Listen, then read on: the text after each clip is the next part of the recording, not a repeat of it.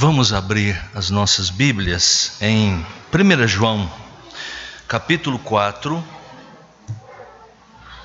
de 7 a 21. Como já foi lido, pelo nosso irmão aqui à frente, eu vou pedir só que você tenha a sua Bíblia aberta nesse texto.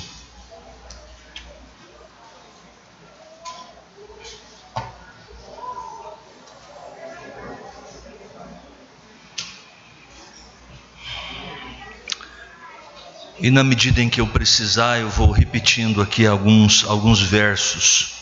Mas por favor, abra a sua Bíblia e deixe aberta em 1 João, capítulo 4, verso 7 ao verso 11, que é onde eu vou basear a minha exposição nessa noite.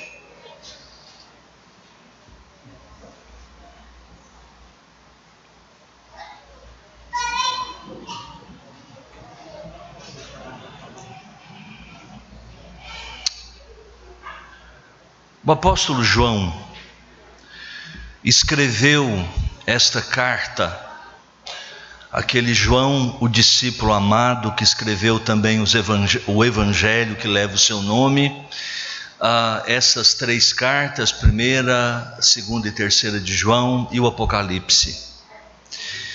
Era um discípulo, apóstolo de Jesus, e foi o último apóstolo a morrer, ou seja, ele sobreviveu até por volta muito próximo ao ano 100 depois de nosso Senhor Jesus Cristo. Ele provavelmente escreveu essa carta para aquelas mesmas igrejas que estão registradas no livro do Apocalipse, aquelas 7 igrejas. É claro que o número 7 no livro do Apocalipse ele é um número simbólico, embora de fato aquelas 7 igrejas existiam na região da Ásia Menor, o que é hoje a Turquia, mais ou menos aquela região, mas sem dúvida alguma o propósito era que essas igrejas todas que existiam, 7 é sempre um número de completude, de totalidade, especialmente no livro do Apocalipse, mas historicamente falando, do ponto de vista realmente daquele tempo, foram aquelas igrejas naquelas cidades que receberam: Éfeso, Esmirna, Sardes, Laodiceia, Filadélfia e assim, então, aquelas 7 igrejas. João, o hábito, sempre Paulo, quando a gente muda. João escreveu essa carta com algumas coisas em mente, com alguns propósitos. Por exemplo, já no capítulo 1, verso 3 dessa carta, lá voltando um pouquinho algumas páginas, você vai perceber um dos propósitos dele. Ele diz: o que temos visto e ouvido anunciamos também a vós outros, para que vós igualmente mantenhais comunhão conosco. Ora, a nossa comunhão é com o Pai e com seu Filho Jesus Cristo. Ele queria falar desta comunhão, mostrar como ela se deu para aqueles cristãos. Ele diz também, já no verso 4 deste mesmo capítulo, nessa introdução, ele diz: estas coisas, pois, vos escrevemos para que a nossa alegria seja completa. Então veja, ele escreveu essa carta para que o resultado, que ao lerem, ao ouvirem e as explicações em cima delas, aqueles irmãos lá do passado tivessem alegria. Para que nós também, ao lermos as Escrituras, tenhamos alegria. E assim vai. Há várias menções nesta carta acerca do propósito dele. Um dos últimos, capítulo 5, verso 13, já lá no final dessa carta, ele diz: estas coisas vos escrevi a fim de saberdes que tendes a vida eterna, a vós outros que credes em o nome do Filho de Deus. Então, desde o comecinho dizendo assim: olha, eu escrevi para que vocês tenham alegria. Agora ele diz: olha, eu escrevi estas coisas para que vocês tenham consciência, vocês saibam que vocês têm a vida eterna. Vocês tenham consciência disso. O que está acontecendo aqui? Qual o problema ele está enfrentando? Quando você lê a carta de 1 de João, toda essa carta, você percebe que há por trás alguns problemas. Alguns problemas o apóstolo João enfrenta, quer resolver quando ele escreve essa carta. E é bom lembrar que cada um destes livros, cada um destas cartas, especialmente as cartas de Paulo, as cartas de Pedro, as cartas de João, que é essa que nós estamos considerando, elas tinham situações específicas quando elas foram escritas. Ele as escreve para igrejas locais, essas igrejas locais têm algumas necessidades. Esta carta indica que o apóstolo João queria combater falsos ensinamentos que ameaçavam a fé e a certeza dos crentes. Você vê isso, por exemplo, capítulo 2, verso 18 em diante. Alguns mestres, que tinham se desviado, e ele menciona isso já no capítulo 2, que saíram do meio deles, ele diz, estavam dentro das igrejas, mas saíram da igreja porque romperam com a doutrina apostólica. Eles saíram então e pregando esses ensinamentos estranhos. Ao que tudo indica, eram pregadores que tinham abandonado então a doutrina apostólica e saíram disseminando essa mensagem errada. Diz ele que eram pregadores que saíram pelo mundo afora falando de algumas coisas que solapava, destruía o fundamento da igreja, que é Cristo Jesus. E algumas informações, juntamente com o que nós temos aqui nessa carta, e algumas informações históricas do período, a gente chega à conclusão que há uma heresia muito perigosa, que os apóstolos já começam a enfrentar desde o ano 60 em diante. E João provavelmente está escrevendo aqui essa carta para as igrejas, provavelmente muito perto do ano 90. Então, uma heresia que estava entrando nas igrejas, uma espécie de mistura de filosofia grega, religiões gregas, misturados com judaísmo e cristianismo. Bata isso tudo no liquidificador, e aqui a gente tem o começo de uma heresia chamada de gnosticismo. Não é propriamente o chamado gnosticismo, porque isso vem depois, mas certos conceitos, o que eles pensavam basicamente. Isso tem tudo a ver com a nossa mensagem, a gente precisa entender isso. Primeira coisa, eles diziam o seguinte: Deus não pode manifestar-se humanamente, manifestar-se em carne. Agora, uma das doutrinas centrais do cristianismo diz exatamente isso, que Deus, a segunda pessoa da Trindade, ela tornou-se como um de nós, ele se encarnou. Mas nesta heresia se dizia o seguinte: olha, matéria, corpo, tudo que é palpável é frágil, é mais do que isso, é pecaminoso, é mau. E essa doutrina, de uma maneira muito clara, tocava nessa doutrina da encarnação, de que Deus se tornou homem. É por isso que já de começo, o apóstolo João, lembra-se dos primeiros versículos, capítulo 1, verso 1, 2 e 3, diz assim: o que era desde o princípio, o que temos ouvido, o que temos visto com os nossos próprios olhos, o que contemplamos e as nossas mãos apalparam com respeito ao verbo da vida. Percebe essa insistência? Ele vai repetir isso no verso 2, novamente no verso 3, e em alguns momentos nessa carta ele diz: olha, o que é o anticristo, senão o que é contrário à doutrina, senão aquele que nega que Jesus Cristo veio em carne. Por isso que bem no comecinho, a gente às vezes não entende. Para a gente entender bem essa expressão, precisamos entender todo esse pano de fundo.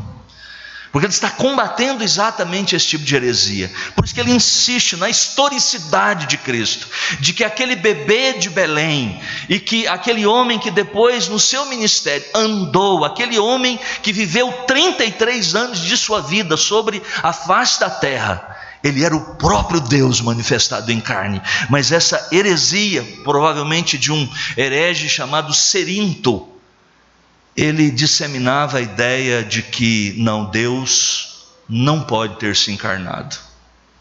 Se você tira a encarnação do cristianismo, a doutrina da encarnação, então acabou. Não existe fé cristã. Mas esta doutrina também tinha uma outra consequência trágica. Esta falsa doutrina, ela tinha consequências para a vida,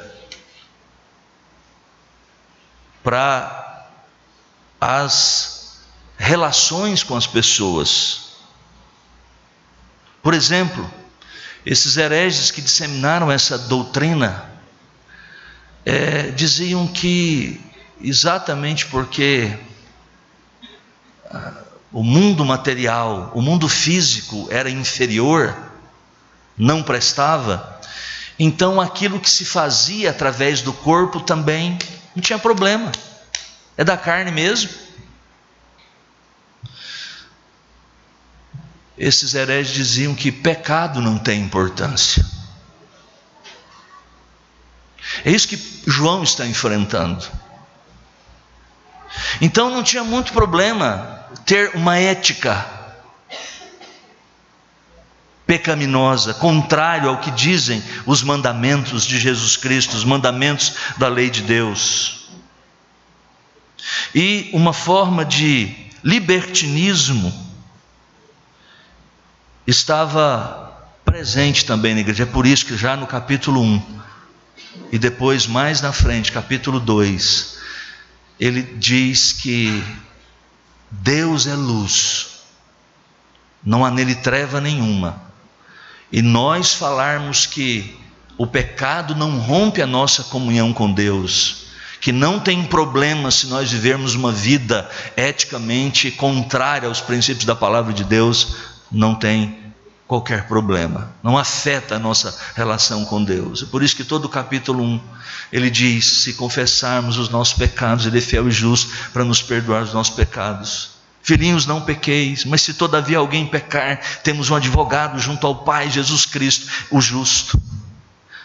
Quem conhece, quem é nascido de Deus, não vive na prática do pecado, porque essa heresia estava de tal maneira contaminando, tanto doutrinariamente, quanto também eticamente, a vida dessas igrejas. Então João decide, o apóstolo do amor,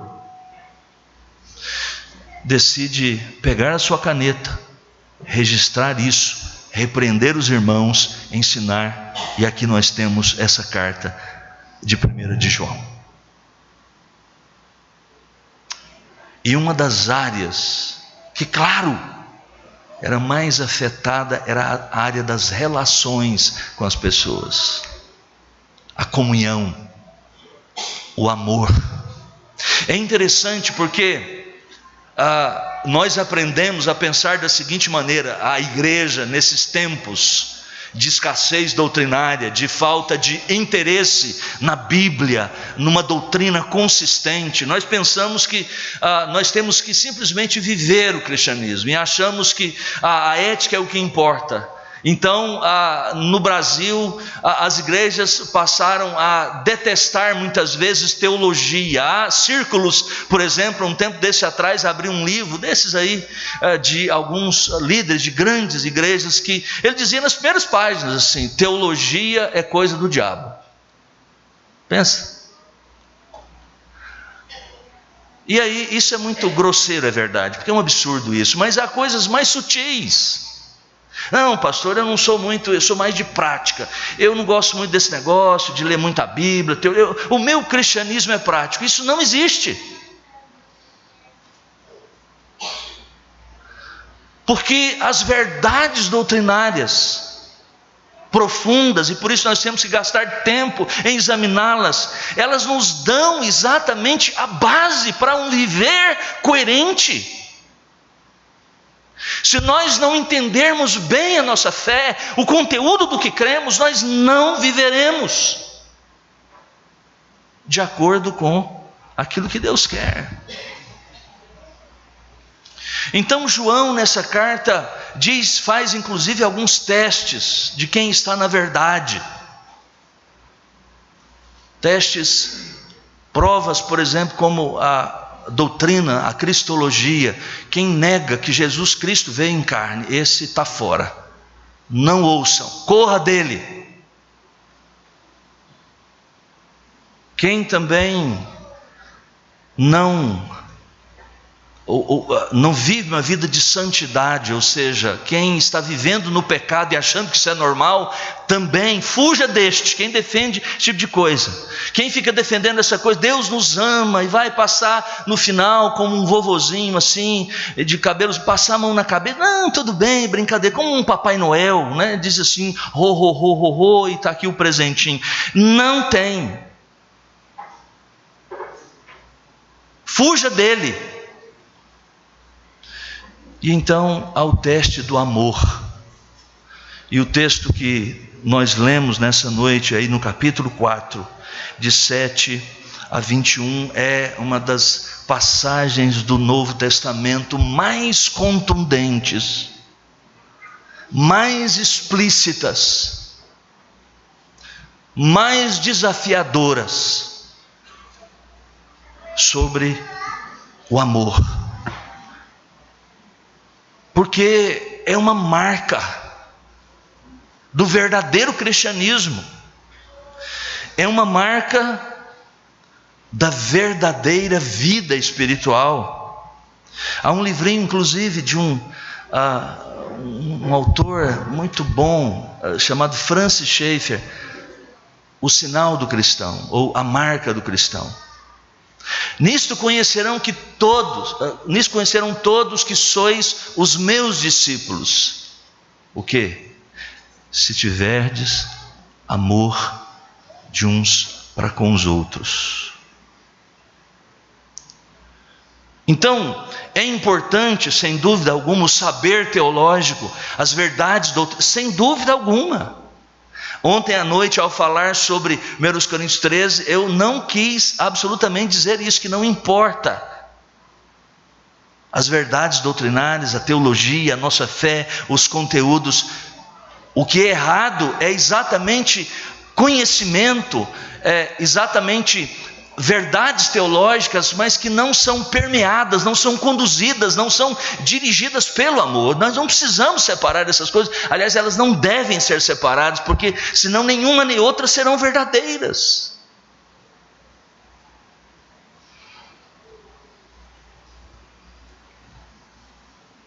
Veja, porque é essencial, porque é uma marca do cristianismo, o amor, segundo o apóstolo João.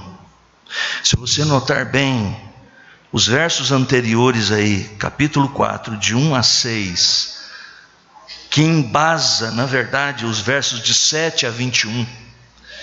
Veja, olha a sua Bíblia.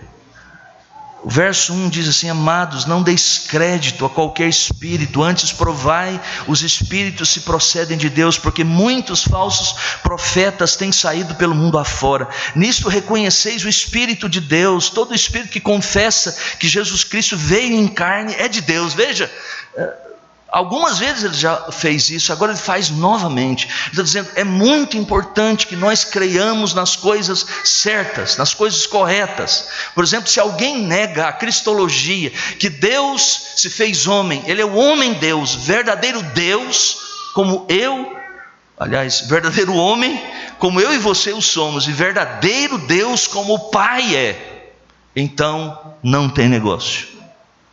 Quem não acredita nisso? Mas, quando chegamos no verso 7, então ele fala do teste. Veja como ele começa: amados, Amemo-nos uns aos outros, porque o amor procede de Deus, e todo aquele que ama é nascido de Deus e conhece a Deus. É indispensável, é a marca do cristianismo verdadeiro. Por quê?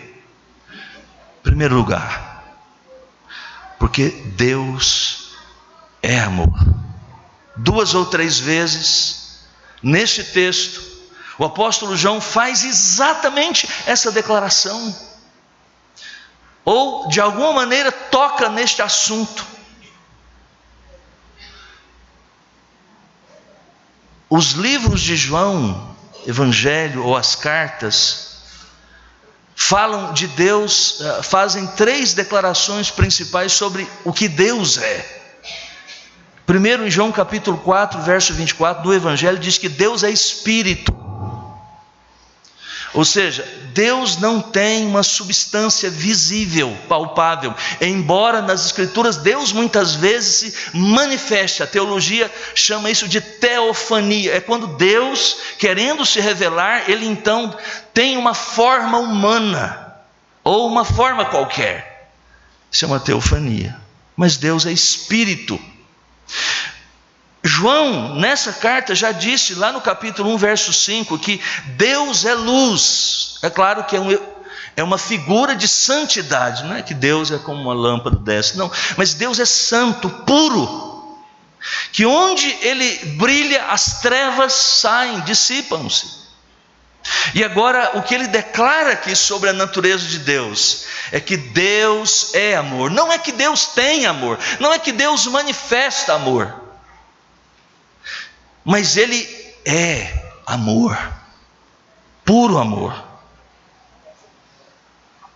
O amor não é simplesmente um dos seus atributos, mas é a sua própria natureza. Deus é amor. É por isso que é tão importante. Quem é Deus? Deus é amor. De João, Deus é luz. Embora sejam essas duas realidades, pareçam para nós inconciliáveis, no ser de Deus elas são perfeitas, completas e fazem parte, ou são o seu próprio ser.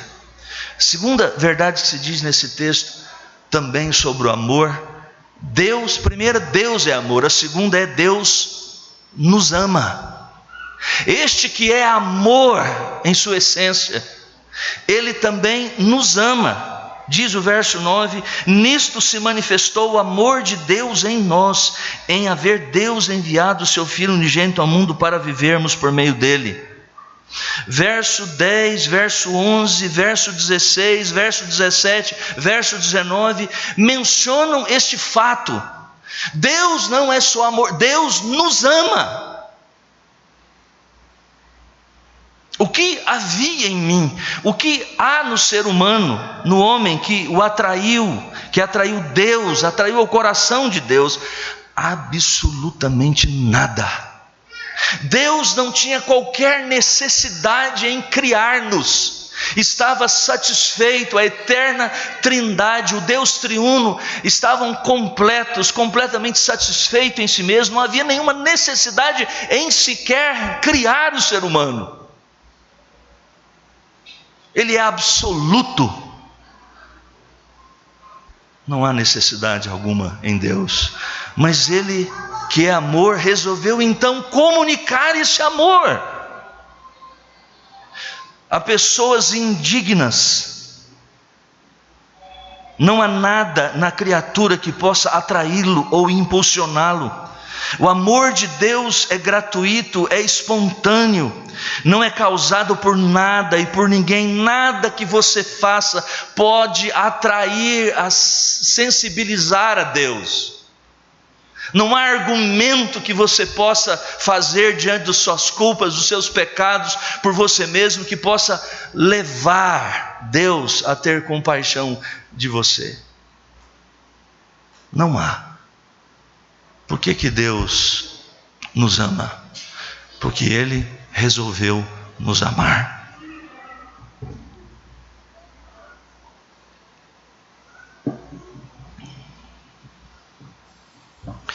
O amor humano é sempre dependente de algo.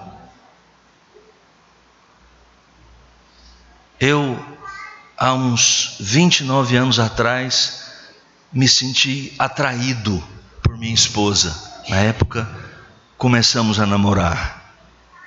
Por que eu a amei? Porque ela era linda. Porque me atraiu em primeiro lugar. Porque ela tinha todas as características que eu queria, que eu gostava. Era bonita, linda, e é até hoje. Era agradável. Eu sempre fui muito sério, muito casmurro, muito assim enfesado com a vida. Ela é alegria em pessoa, ela me completa. Ela me atraiu. Essas são algumas das razões e muito mais que moveu o meu coração. Nós não temos um amor autogerado. É por isso que é tão complicado amar os miseráveis. Porque em nós, de alguma maneira, por mais que tentemos, é preciso que a pessoa tenha alguma coisa. Mas isso é completamente diferente do amor de Deus.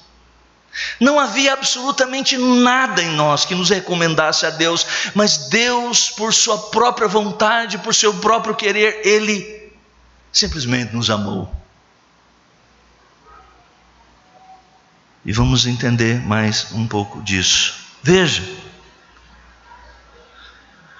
O texto diz, dentro dessa ideia de que nos ama, e por causa disso, veja, verso 9, verso 10 e 11 também, a manifestação desse amor de Deus por nós. Diz o texto que Deus enviou o seu Filho unigênito, o Filho gerado do Pai, eternamente gerado, e portanto da mesma essência do Pai. Deixou a sua glória, encarnou-se, tornou-se como um de nós. Diz aí o verso de número 9 e 10.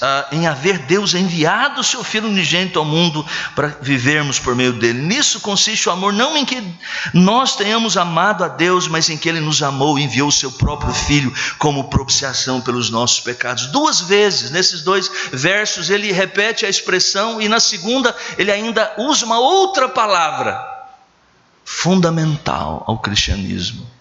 Ele é a propiciação pelos nossos pecados. Já usou uma vez no capítulo 2, verso de número 2 ou 3, propiciação.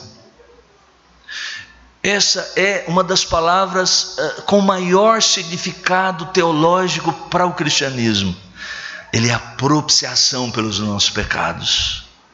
Inclusive as próprias religiões não cristãs, de uma certa maneira distorcida, é verdade, mas contém essa ideia de propiciação. Na verdade, nós podemos, na linguagem de um teólogo chamado James Packer, propiciação, essa ideia é o coração do Evangelho. Deus estava irado contra nós por causa dos nossos pecados. Romanos capítulo 1, verso 18 diz que a ira de Deus se revela do céu contra toda a impiedade e perversão dos homens. Ele passa a descrever, verso 24, 26, 28 do capítulo 1 de Romanos, como essa manifestação da ira se dá. Deus está irado.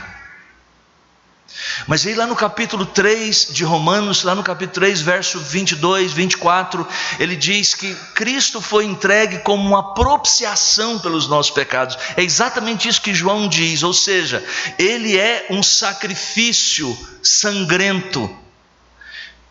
um sacrifício pelos nossos pecados, que quando Deus olhou do céu o sacrifício de Cristo, ficou satisfeito, a ira de Deus foi aplacada, e Deus pode então salvar pecadores como nós.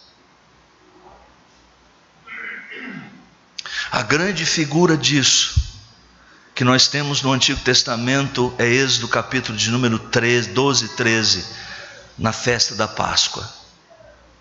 Naquele dia em que Deus iria libertar o povo de Deus do Egito, Deus tinha instituído que cada família deveria pegar uma ovelha, matá-la, comer ali em família, pegar o sangue, colocar na porta. Essa seria a salvação deles, dos primogênitos, dos filhos mais velhos. Quando naquela noite o anjo de morte passou pelo Egito, havia um grito, um choro só. Milhares de primogênitos dos que não colocaram o sangue na verga da porta morreram naquela noite. A ira de Deus passou contra o mal, contra o pecado, mas nas casas em que tinham o sangue do Cordeiro, foram todos salvos. Quando João diz, ele é a propiciação para os nossos pecados, ele está dizendo que este Deus que nos ama, tendo que necessariamente, porque o seu ser é santo, justo, perfeito, tendo que necessariamente punir o pecado, e o pecado estando nas nossas vidas, então teríamos que ser punidos por nossos pecados, mas ele próprio, tendo nos amado de uma maneira maravilhosa, eterna, que nós não conseguimos compreender, Deus enviou o seu Filho para morrer, e naquela cruz do Calvário, o seu sangue sendo derramado, não só por esta obra na cruz, mas por todos os anos de vida que ele viveu sobre a face da terra, obedecendo cada mandamento de Deus, sofrendo por cada pecado meu, despejou a ira sobre o seu próprio Filho naquela cruz. Não é à toa que Cristo clamou daquela cruz, Deus meu, por que me desamparaste? Porque o Filho de Deus estava recebendo todo o desprazer, toda a ira que Deus tem contra o pecado. Na vida, no corpo e na alma, Jesus recebeu toda a punição. O texto diz que isso é propiciação, tendo nos amado, e para conceder vida a mim, a você, à sua igreja, ao seu povo, por todas as épocas, por todas as gerações. O Filho de Deus morreu.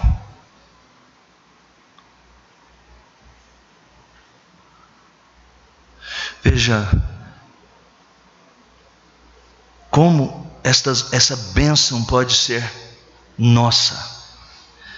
Verso 14, verso 15 diz que precisamos reconhecer Jesus como nosso Salvador, precisamos confessar Jesus como Filho de Deus e Senhor.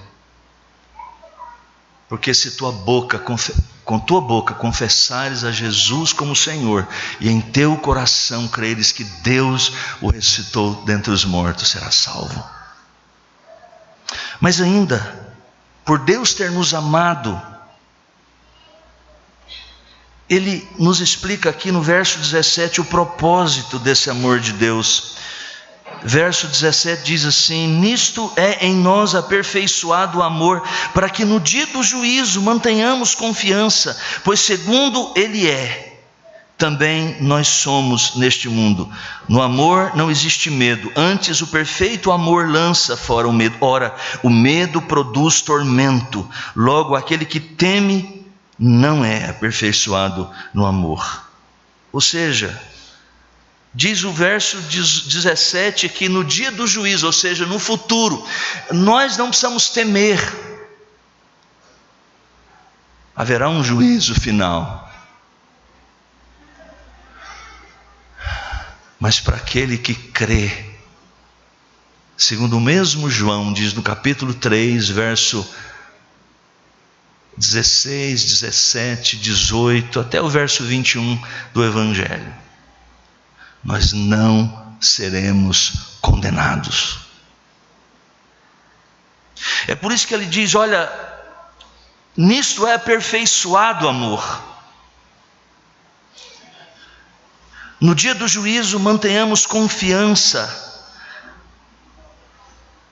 Tenhamos confiança. A palavra aqui, parresia, na língua original, dá uma ideia de destemor, acesso, confiança, prazer, alegria, não medo. E ainda no presente diz o verso 18 que no amor não existe medo, antes o perfeito amor lança fora o medo. Ora, o medo produz tormento. Nós temos então agora, irmãos, tanto agora quanto no futuro, nós temos este amor de Deus em nós. Terceira verdade que nós aprendemos nesse texto é aqui: devemos amar aos nossos irmãos. Se Deus é amor, veja a lógica, se Deus é amor e Ele nos ama, o que nos resta senão amar a Deus? Nós devemos amar a Deus. O texto quando Jesus resume os mandamentos, os 10 mandamentos lá nos evangelhos, ele diz que nós devemos amar a Deus de todo o nosso coração, amar a Deus de todo o nosso entendimento, amar a Deus de toda a força. Veja a sequência aqui que o apóstolo João estabelece. Deus nos ama e, tendo nos amado, providenciou exatamente uma forma de estarmos na sua presença e não sermos condenados por causa dos nossos pecados. Agora, tendo sido perdoados, tendo consciência disso, sabendo disso, ele diz: nós devemos amar a Deus, porque agora, depois de tudo isso que ele fez, é possível. Ninguém pode amar verdadeiramente a Deus se não for regenerado. Porque como nascemos, da maneira como nascemos neste mundo no pecado, Paulo diz que nós somos inimizade contra Deus. Como é que é isso, pastor? Mas as pessoas aí estão buscando. Quando as pessoas estão sofrendo, elas, a primeira coisa que dizem é Deus, de alguma maneira. Ateus tem uma pequena parcela só da população. Eles não amam a Deus? Não amam a Deus. O que eles querem, na verdade, é se ver livre das situações embaraçosas que normalmente eles mesmos se meteram. Na verdade, não amam a Deus, amam tanto a si mesmos, e esse é exatamente o problema do pecado, a essência do pecado, este egoísmo. Eles correm para as igrejas, correm para qualquer tipo de solução que possa ser dado o mais rápido possível. Porque o ser humano, em seu estado de natureza, ele é pecador, inimigo de Deus no seu entendimento, é inimizade contra Deus. Ele, na verdade, diz a Escritura, odeia a Deus, ele ama a si mesmo.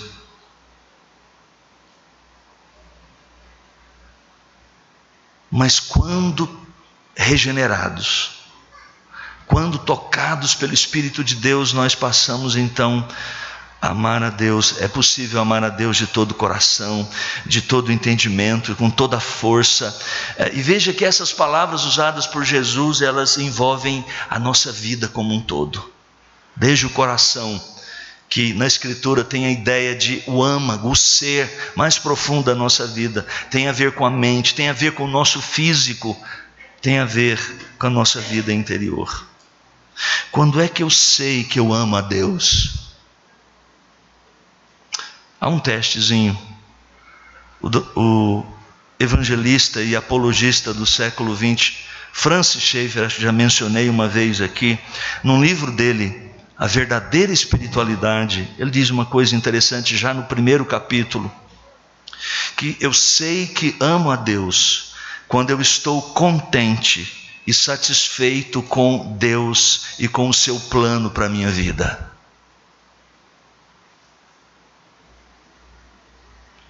Isso é muito diferente do que a gente tem ouvido por aí.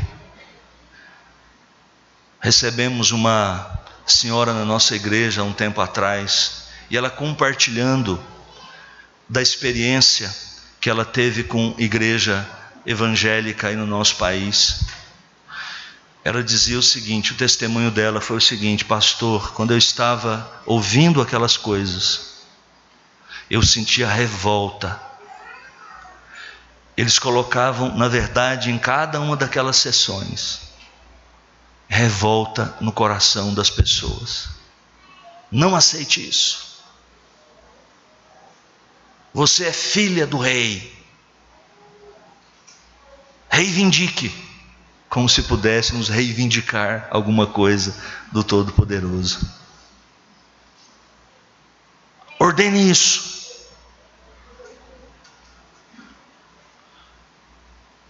É muito diferente. Eu sei que amo a Deus, aí é um bom teste. Quando eu estou de fato contente, satisfeito com o que Deus me tem dado, com a minha aparência, com o meu trabalho, com a minha esposa, com o meu marido. Contente com o plano. Uma disposição, diz Schaeffer, calma, e um coração que esteja agradecendo em qualquer circunstância, é o teste real da extensão até a qual chega o nosso amor para com Deus. Gratidão a Deus. Se o contentamento e as ações de graça desaparecem, não estamos amando a Deus como deveríamos, e o desejo apropriado tornou-se cobiça contra Deus. Sabe, o melhor momento em que a gente vê o grande teste para ver se de fato nós amamos a Deus é quando bate algum tipo de sofrimento na nossa vida. A primeira reação nossa é o quê? Por que, Deus, o Senhor está fazendo isso comigo? Por que comigo? Eu tenho tentado te servir, eu tenho lutado para a igreja, eu tenho lutado por isso, eu tenho tentado ser fiel. Por que o Senhor permite que isso aconteça comigo? Uma boa pergunta, né? Por que não você? Por que não você? Por que não a mim?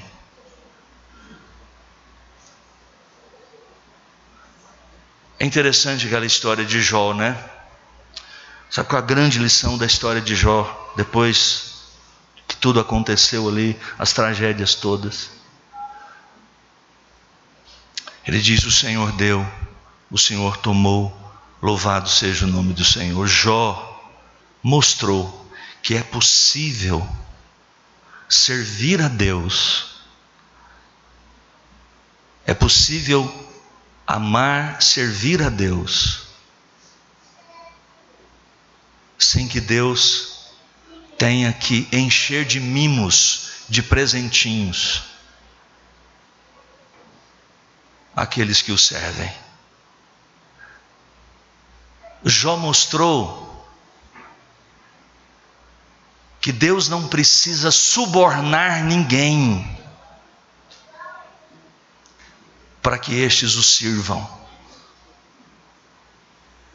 O Senhor deu, o Senhor tomou, louvado seja o nome do Senhor. É isso que o apóstolo Paulo, por exemplo, diz em Filipenses capítulo 4, verso 10, quando ele diz: eu aprendi o segredo para viver, estar contente em toda e qualquer situação. Eu sei estar honrado, eu sei estar humilhado, eu sei o que é passar por necessidades, e sei o que é ter abundância. Tudo posso naquele que me fortalece. Como a gente usa errado esse versículo, né? Ele isoladamente assim, parece que o cara é imbatível, né? Acontece tudo posso naquele que me fortalece. Mas o contexto dele é impressionante. Diz exatamente, as pessoas usam isso exatamente da forma que não deveria dizer.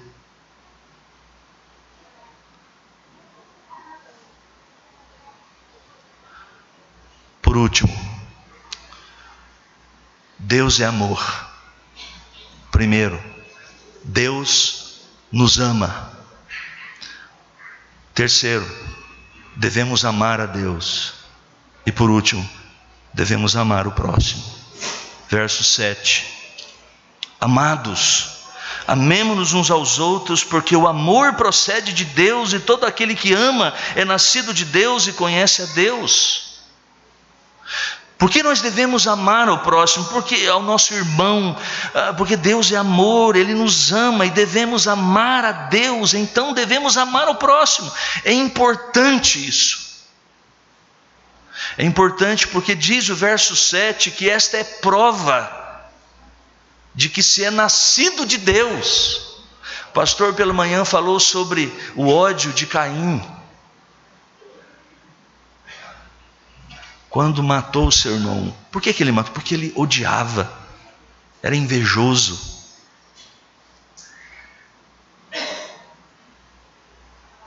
Porque ele não era nascido de Deus.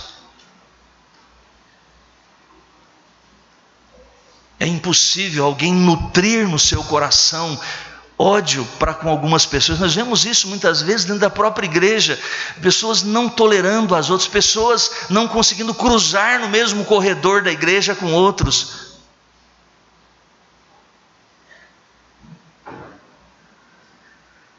Não ama o irmão.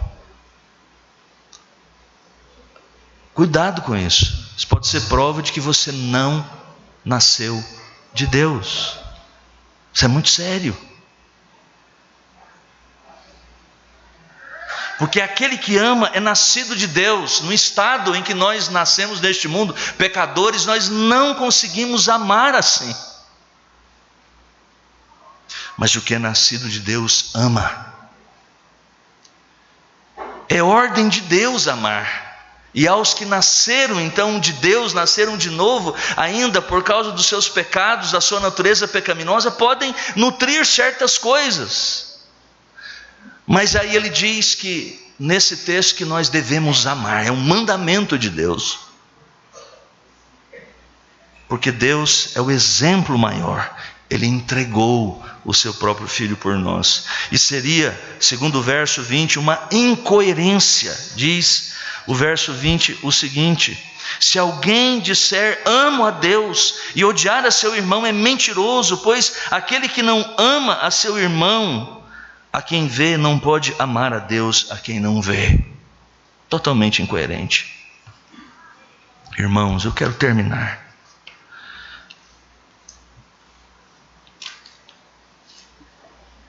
dizendo que é isso que faz diferença. Essa marca precisa ser vista na igreja de nosso Senhor Jesus Cristo.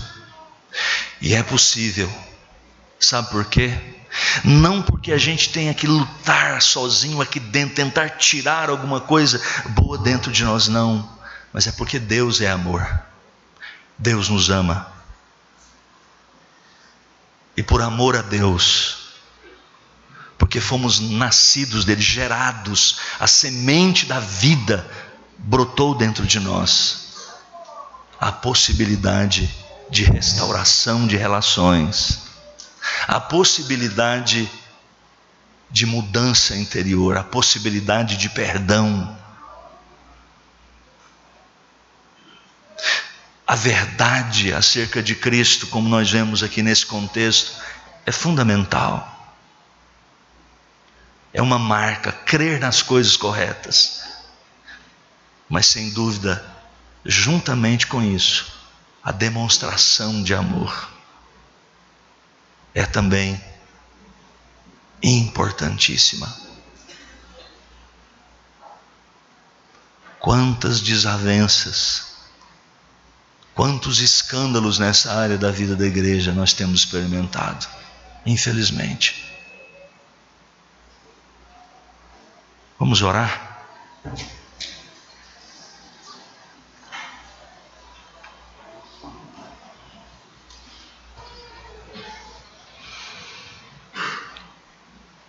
Nosso Deus e bondoso Pai Celestial, Senhor, nós pedimos que, mediante a ação do Teu Espírito, que inspirou essa palavra, a qual nós explicamos e aplicamos à vida do Teu povo, todos nós sejamos levados a demonstrar o amor do Senhor aos nossos irmãos, porque a Tua palavra diz que nisto conhecerão que todos sois os meus discípulos, se tiverdes amor de uns para com os outros. Ajuda, ó Deus, essa igreja, esses irmãos, para que o mundo veja que há amor verdadeiro aqui dentro. Eles possam desejar conhecer o amor do Senhor. Em nome de Jesus, amém.